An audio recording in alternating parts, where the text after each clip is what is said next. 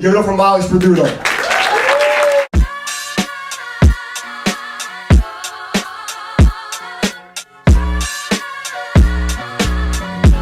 Welcome to another episode of FifthRoundMovement.com. We're hanging out at the Showroom Theater in Asbury Park right before Comedy on Cookman. And we're hanging out with stand-up comic Mollie Sperduto before she hits the stage for August 2013 Comedy on Cookman. Mollie, thanks for your time before the show. Thank you for having me. Cool.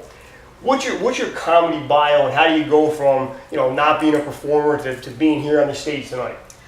Comedy bio. Basically, I started when I was 16, over 10 years ago. Okay. I had always wanted to be on. I had always liked being on stage, and I also liked making people laugh. So one day I put two and two together. And I revert back to this one memory that I have of myself, 6 years old in a doctor's office, and I got bored. So I pulled a pamphlet off the wall of the 101 ways to say no to sex. And I start reading it out loud. And my mother is mortified and asks me over and over again to stop. And over again, I tell her no, using one of the 101 ways to say no to sex. What's your writing process like? Do you write everything down? Do you talk into an iPhone?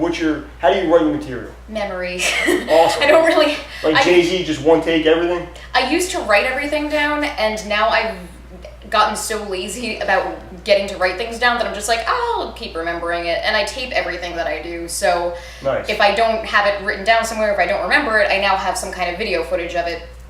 Conversation goes, Mollie, you really have to stop that right now, honey, please. Not tonight. I have a headache.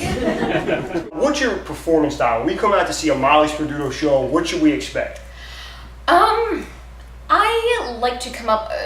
all of my jokes are based on some grain of neurosis about something. Okay. And then it builds into a story. Sometimes I'll play it off as actually having happened. Sometimes it actually did happen.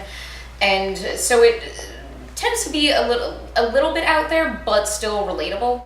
Mollie, seriously, Dr. Katz is going to be in here any minute. You really have to stop that, honey. Please, honey? If you love me, you won't ask. Now, if somebody wants to come out and see some of that little bit out there but still relatable comedy, where can we catch you up with you online? What do you have going on? Websites, Twitter, the whole thing? Right now, I really just have a website. Okay. It's molliesperduto.com. Okay. So if you can spell my name, you can get to the website. That should be enough, right? Yeah. I do also have a Twitter. I need to get back on it. It's Das Ginger Ninja. That's DAS isn't the German. And Das. then Ginger Ninja. Yeah. It's funny that the part of that you explained was the Das and not the Ginger Ninja part. Yeah. All right, Mollie, seriously? Be quiet and put that in my hands right now! Why don't you rub my back instead? Thanks for your time before the show. Yeah, thanks for You having ready to go 5 rounds? I think so. 5th round. I need your top 5 stand-up comedians of all time. All right, we got George Carlin, we got Louis Black, we got Louis C.K., we got Barney McFarland, and we've got Mitch Hedberg. I need your top 4 venues to perform anywhere in the world. All right, we've got Tierney's Tavern, we've got the Stress Factory, we've got the Comedy Cove, and we've got the Showroom in Asbury Park. What up?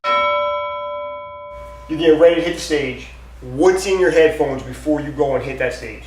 So we've got I Don't Feel Like Dancing by the Scissor Sisters, Anything by Real Big Fish, and the Keys B Nights album by Catch-22. What are your top 2 comedy movies of all time? Blazing Saddles and Young Frankenstein. And I need one reason why everybody should check out Mollie Sperduto. I have boobs, duh. You guys have been awesome. I'm Mollie Sperduto. Thank you very much.